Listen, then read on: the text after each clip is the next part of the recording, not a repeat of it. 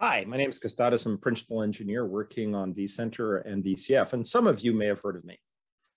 I'm a big fan of the Pitchathon, and usually I give this long, hysterical speech about, do the Pitchathon, it's awesome! And it is awesome.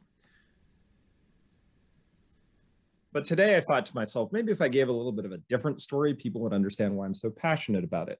So for those of you who don't know, I have ADHD and I have a hard time relating to people. And when I started off my career, this was a big problem because I was really great. I'd sit in front of my computer, I'd be typing at the keyboard. I had the computer screen doing the debugging, the editing, the compiling, updating the bug report. People would come in, they'd ask me questions, I'd answer those questions.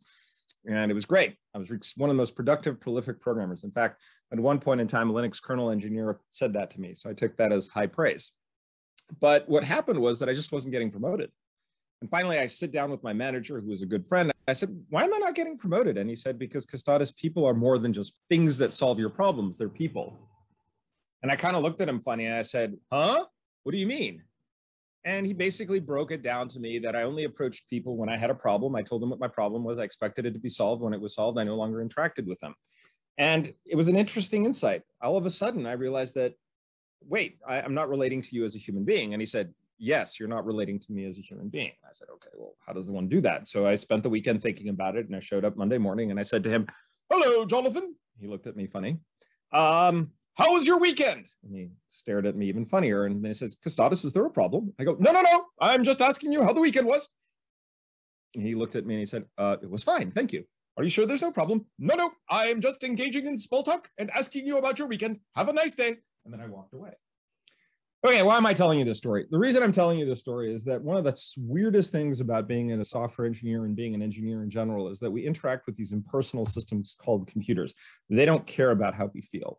And then at the same time, the people who write the code are people, and they have feelings and they have emotions.